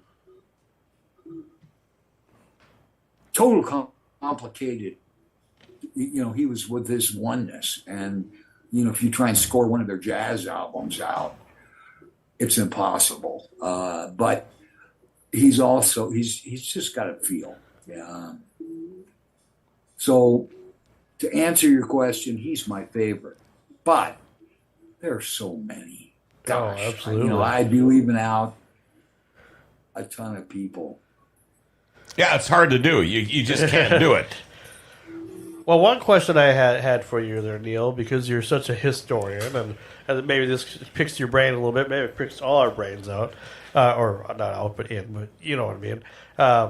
We just celebrated the 55th anniversary of the famous Woodstock Festival. Now, did Minnesota have much influence in that festival, or were there any Minnesota-related bands that you know of that got to perform during that time period? Because I don't know. I should know, but I don't know. The only thing that I guess would be Minnesota related, other than the fact I know a lot of people from Minnesota that went there, including Arlo Hennings and you name it. But Santana played a club called the New City Opera House right before they went to that festival, before they became superstars. And immediately following it, as soon as the film came out, Joe Cocker opened up the Depot. Yeah, I've been there. Yeah. Which is now First Ave. Yep. Mm-hmm. Yeah. Interesting. No, I just I bring that up because I was kind of wondering, because there's a guy who I'm friends with, and you might know out of Sauk Rapids. His name is Al Neff, and he has the GOAT, WXYZ or G, the GOAT in Sauk Rapids. Are you familiar? Okay. Are you familiar with his stuff? Or Al? Yes. Okay. Well, he just did a show based on the 55th anniversary of the Woodstock, and with a guy named Artie Cornfield. And I just wasn't sure if he was from Minnesota as well or whatever, if that's why he had him on the show, or I really don't know. But Artie Cornfield? I don't know. He was one of the founders of Woodstock, or people behind Woodstock. And so Al's show is in Sauk Rapids on WXYG, the GOAT, in Sauk Rapids, Minnesota. And so I was just wondering if there's this connection. So maybe there's not. I don't know. But I just had to ask. Now, you brought your friend Bobby. Did he get it out here, or is he make it out here? Because I thought we said. I see his face up there. Bobby, okay. Speaking of Minnesota music, Bobby was the first person to ever record young John Denver. Oh. And that was in St. Peter, Minnesota. Okay. You know, John married his wife, and she was going to school there. And as a matter of fact, part of the series, we've got a song called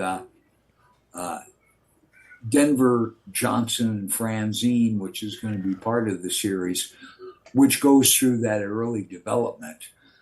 But yeah, put Bobby on. He's a wealth of knowledge. What's going on, Bobby? Are you with us there? Because we don't see you here. Bobby Drangler. There he is. There he is. That Bobby Drangler? Yeah. Oh, There he is. Never met him before. I've heard a ton. Almost looks just like you, John. He was like a twin. Hey, come on. He's got more facial hair than I do. How's my audio connection? Do I have a good Perfect. audio Yeah, connection? you're good. Perfect. We can hear you. I want your good. I want your Hawaiian shirt though. Can we get some Well, Hawaiian yeah, shirts? thank you. There's nothing like gifts. Yeah, Neil is really hit it with this music history program he put together. I know that we kind of put a show together at the Blue Earth County Historical Society last year, and it was all about Blue Earth County musicians, and that was the whole idea, was to get our Minnesota counties. We got 87 counties in Minnesota. I don't know how many you got up in North Dakota and South Dakota, but you know, to get these people more interested in our music history, because our music history was so important, along with all of the other creative things that happened in our lifetimes. The music part of it is probably the most important, you know, of all of it. So that was the whole idea, and it was so successful. Neil came down and did an excellent presentation. And that's what's really started the whole thing, and putting the music history programs together. As far as going back, as far as audio engineering, that's my early days. Now, going back into your radio days, the radio that I grew up with was a guy. It was called WDGY out of Minneapolis, and the main guy there was the name of Bill Deal. And Bill Deal, back in the 60s, dominated WDGY, sort of rock and roll back then. And they put on a lot of shows all over the state, so to speak. And so here we are. I was playing early rock and roll back in the 50s with a guy named Jimmy McGuire. Jimmy McGuire went on to become our classical or our guitar instructor for the university systems here in Minnesota.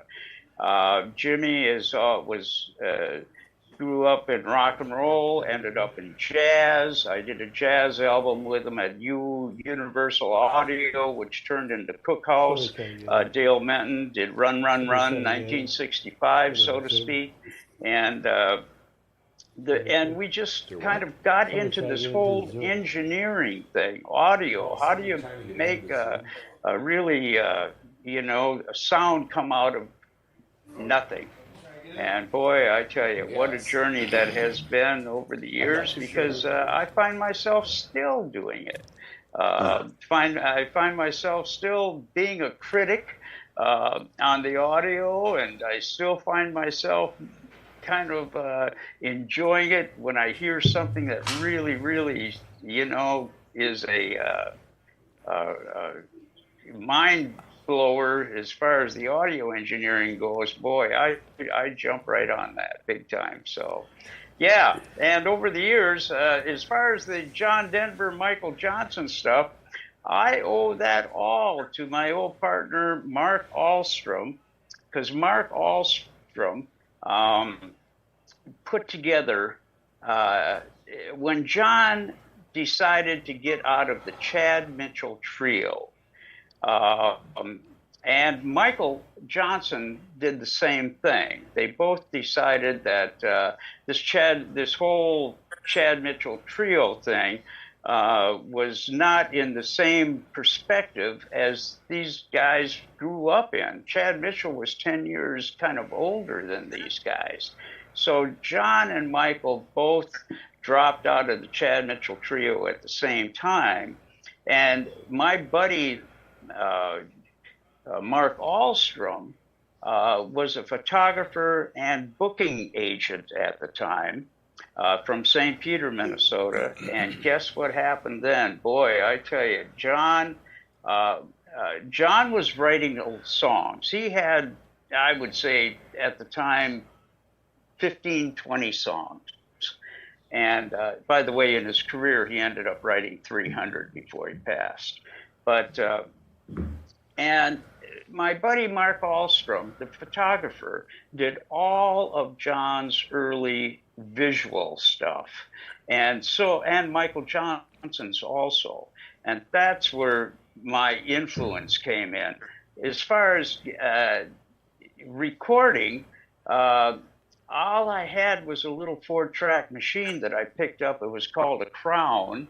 I picked it up in Minneapolis, and but it was a good Crown recorder at the time, one of the best ones, because it would go 30 IPS if you needed it to, and if 15 IPS was more than satisfactory. But yeah, and so the engineering came in as how do I get drums, guitar, bass, all of this stuff, plus vocals onto 4 tracks and make it sound good.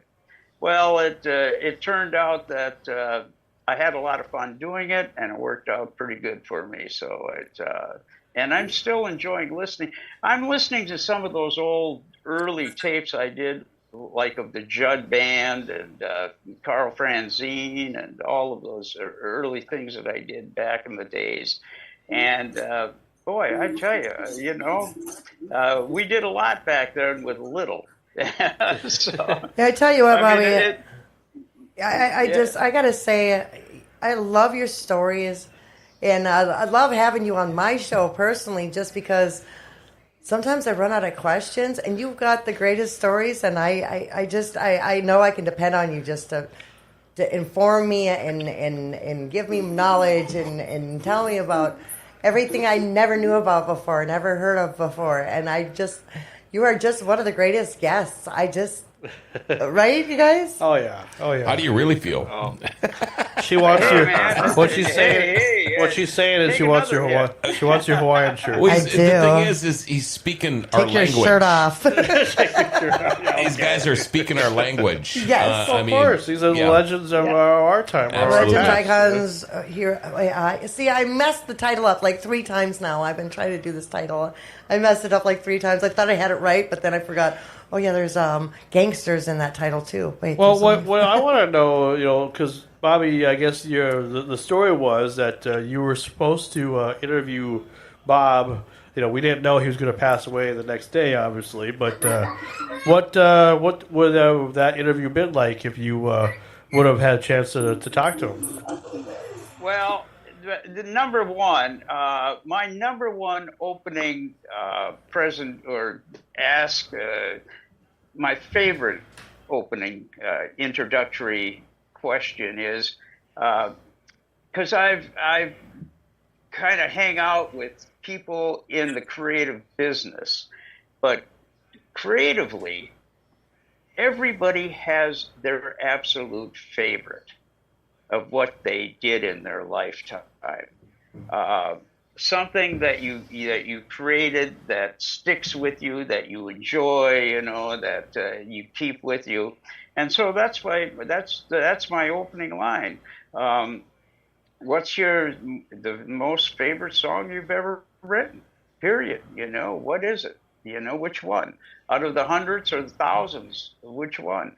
And I've interviewed classical writers, jazz writers, rock writers, and believe me, every single one of them so far, on maybe out of 30 of them, they all have a favorite. And so that's my opening icebreaker. What's your favorite song you've ever written? That's cool. I mean, and what about Bob? Like, what was it about his persona that made you want to talk to him in the first place? Like, I'm sure you've known about him for a long time, but like, was it his personality? Was it just his music? Was it just kind of a combination of things? You know? No. The number one reason is that I've got all the bases covered in jazz, rock, classical. You know, I got a lot of information, but not in blues. Okay. Blues is we're short. I did not have one blues musician. So I went to a number of people in Minneapolis, excuse me, and it turned out that NEAL called me up, and he said, hey, there's a blues musician called Bobby. And I said, perfect. And I go up to Bemidji a lot. There's a fellow up there. I heard it too. Yeah, you don't say Sandridge, do you? Do you say Sandridge and Permita too? You say Raymond Burr or Raymond Burr? I'm just kidding. I'm just kidding. Sorry about that. But and all of a sudden, you know, NEAL said they got a club up there, and I looked it up, and sure enough, I was just blown away. I said, yeah, out in the middle of nowhere, man, good show, and so I opened up a conversation, I believe, with NEAL. And then it opened up a conversation with Tanya, and then I was in Bemidji interviewing another person, and all of a sudden, the next day, I was on my way. I would say, I think it was about 1:30. No, it wasn't. It was about 12:30. I think we just missed you.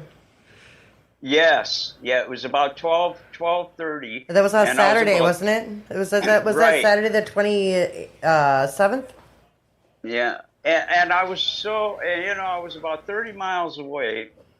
I called up the club, told them that I was coming, who was there, one day, and just right after I had called, I received another call. And they told me, Tanya, that you were going to be in at 2. And I said, well, that'll kind of work out, boom, boom, boom. You know, that was Friday. I'll get a lineup. And I had all of my equipment available, but I wasn't, I just wanted to visit. Because, I was in the club business for a number of years. Believe me, I know what it's like. So that. And if we want to get him in posthumously, we absolutely can. The kids have already given me permission. We'll talk to them. We can still. Any question you have that I know the answer to or they know the answer to, let's get him in there. Let's. We don't want to let his legend die. Legends never die. I meant the legacy, not the legend, because legends never die, and he was definitely a legend. Right. Yes. No, and but the best of all, though, he's a very creative one. I mean, you got to look at the music, the songs. Here we go. Very few people can do that. You listen to one of his first albums compared to one of his last albums, and you can just see the progress he made. His only goal, he never wanted to be better than anybody else. His only goal was to make this next album better than his last album. Mm-hmm. That was his only goal. Well, It was he never about did the it. money. It was never about competition with other musicians. He just wanted to be a better person himself. He just wanted to improve his craft. Well, after I had made the call into the club, about 5 minutes later, all of a sudden I received a phone call that a very close friend of mine needed assistance. And he was about 60, 70 miles away. So I turned around. I turned around right there at the highway. I was on Highway 2. Otherwise, I was. But, all in all, Tanya, I think we should still do the interview. Absolutely. And get everybody involved. Me and the kids are all in for it. Yeah. And we're going to try and do whatever we can to try and get him into the Minnesota Blues Hall of Fame as well. Right. What I'll do is that I'll come up and the next time I'm up in your area, I'll get a hold of you and we'll put that together. Absolutely. And you're right about the Minnesota Music Hall of Fame. I was that whole young John Denver thing that happened in St. Peter. That's why we put John in the Minnesota Music Hall of Fame, and Michael, they're both in it. So that's great. Well, Bobby, we appreciate having you on, and Neil as well, because we have a couple other guests that are coming here at the top of the hour. But for anybody that wants to know more about you, Bobby, how can they do so? Well, I tell you, it's Facebook is always a good one.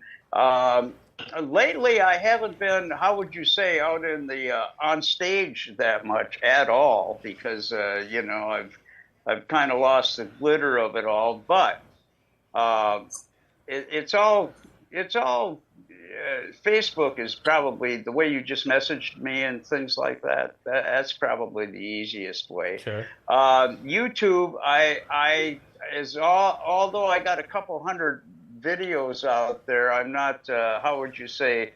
I haven't gone public with it yet. So, but I'm still working on it, and Sure. I will.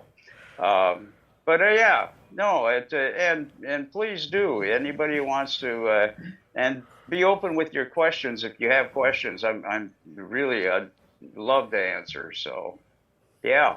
Absolutely. Well, I would just wanted I got to run for a second again because the old lady bladder and all that, and you can see that I've been drinking out of these Grand Forks Best Source can koozies all night. But I just wanted to let Bobby, I wanted to let you and Neil know.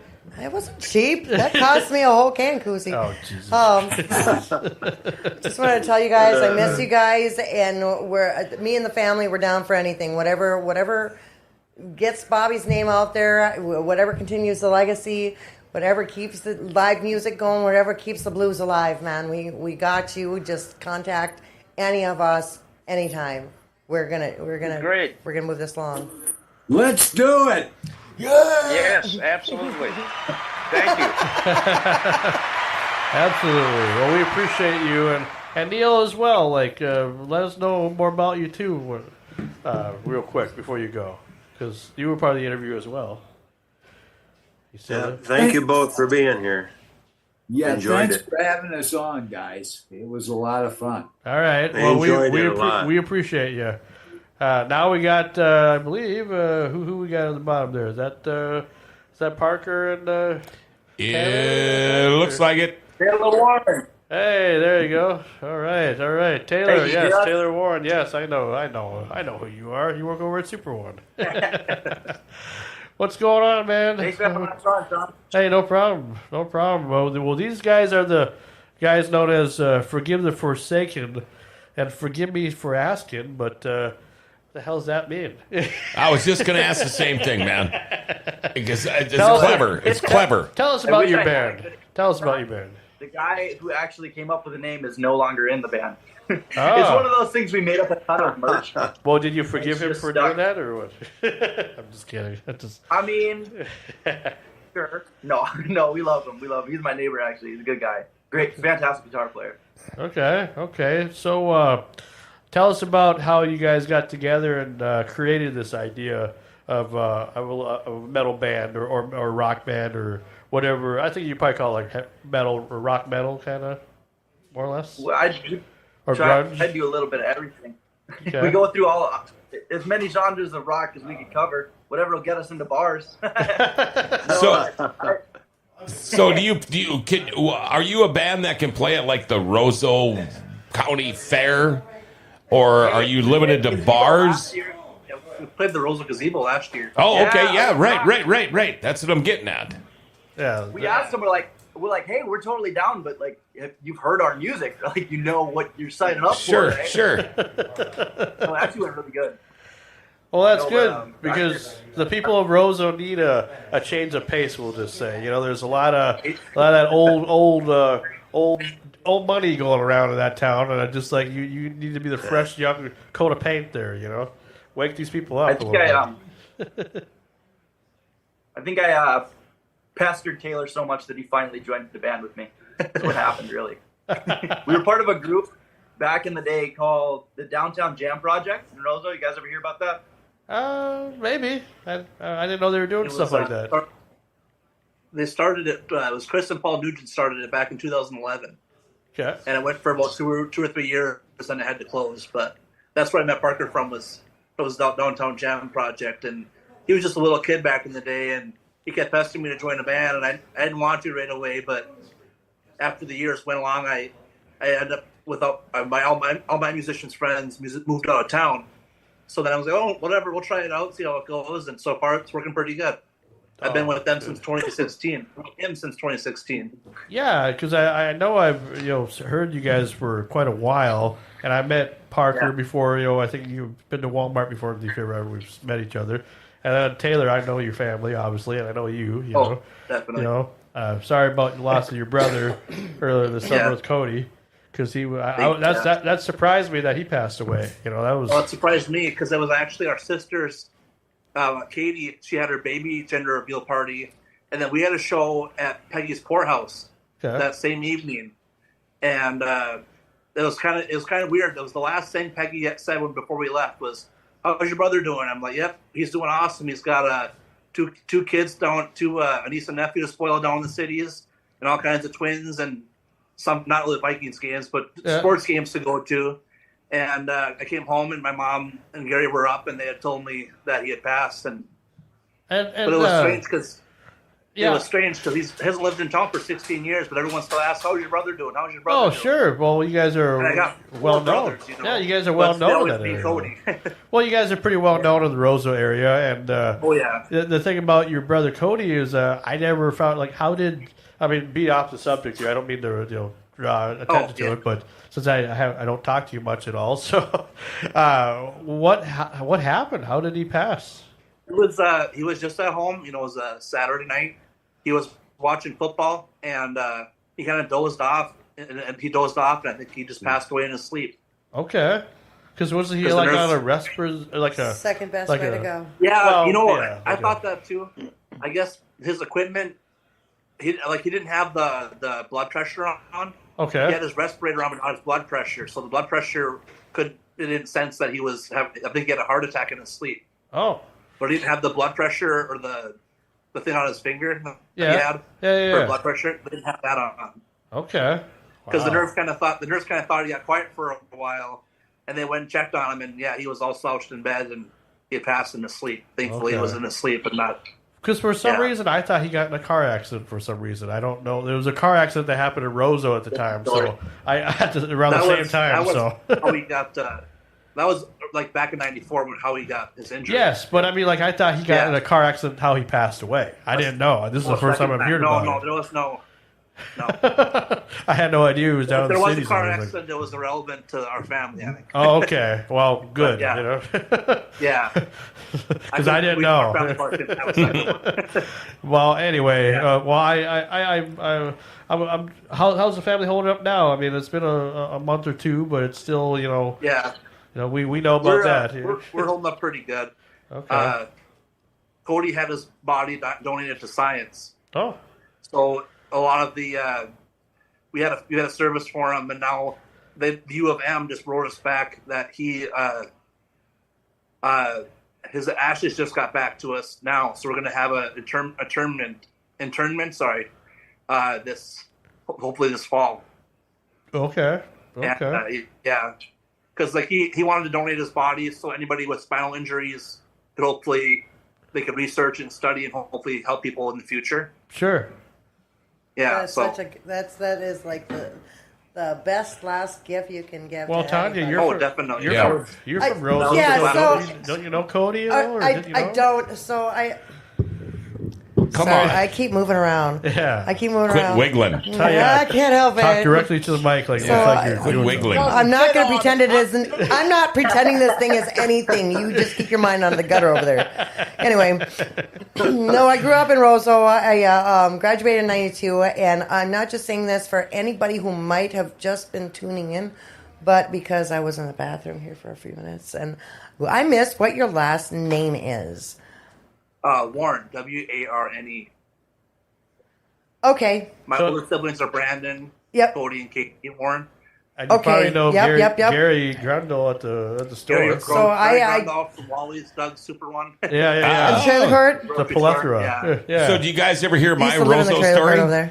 I told Mama T my Roseau story. Oh no. I woke up on top of the Roseau water tower one time. Haven't we all? Yeah, no, I really did. And I had no clue how I got up there. In fact, when I woke up, it was very surprising. It was very surprising. If we didn't have such an age gap between the two of us, I would have been like, what year was that? What day was that? Because I had done that a couple of times. The bathroom was a rough one, huh? 10 minutes, okay. And, we know that, I know that Parker's dad used to sell computers and did the downtown computers way before Sean started taking over. Well, I'm trying to think. I know I knew some Warrens, actually. Well, so what type of gigs are you guys planning on doing or have done for the band? We got a couple coming up. This Saturday we got a show at the Legion starting at 9:00. And then in Warroad we're playing at the brewery 7:00, October 26th. But a lot of the main stuff we do, we return to this music festival a lot. I don't know, you guys cover Minnesota music, so I'm curious. Have you guys ever heard of the Pure Bliss Ranch? Yes. Oh yeah, it's a fun place. We love it there. Yeah. We come there as often as we can. We absolutely love the Pure Bliss Ranch, and I've been going there since I was 16 years old. They've been inviting me back, and just nice. Every single time I get the opportunity to play there, we don't ask for anything. We go there and play for free because we love them and we love the experience. Like, it's just such a great venue to be at. So you guys have a dream venue you'd love to play more than any other place? Oh yeah, that's the Pure Bliss Ranch, 100%. Okay. Dreams come true already. Yeah. Okay. It could be 100 people in front of us or 2 people. I'm gonna have a blast every single time. Okay. How about if you could tour with another band, who would it be? That's a good question. Tour with another band. What would you pick? My favorite band is Atreyu, but that's just kind of biased. Oh, sure. Isn't that the kid that rode the dragon or something? Never ending story. There's a band named after the same. Yeah, we played them on KJ 108 back in my rock radio days. Okay. Atreyu, yeah. I'd like to. I'd like to tour with System of a Down, but I know there's so much. That obviously they don't write music anymore. I just have such a problem with Serge. Serge seems like kind of a douche. So. Yeah, exactly, kind of. He's like one of those people. He's really cool from a distance, but I feel like if I met him, I'd probably. Me doing what I did for all these years, I actually met the band, and there are times where you just keep your mouth shut because you know deep down what they're probably like. I think I'm a fairly good judge of character, but they're good though. They're good. Well, guys, we don't want me to rush you so quickly and everything, but we do appreciate having you on. For anybody that wants to know more about you, how can they do that? We're on Facebook, we're on TikTok, we're on YouTube as Forgive the Forsaken. We just released another song on Spotify, Apple Music, YouTube Music. It's called Take the Weight. We have 3 songs out on that type of stuff, but it's my personal favorite. We played it live. You get to hear me just bullshitting with some of the audience, which is my favorite thing to do during shows. Heckling. Heckling. Can you guys ever play in Grand Forks? We played Ojada Records a couple times. So you know what? If anybody is listening to this in Grand Forks and wants us to come back, let us know. Okay. I was about to ask.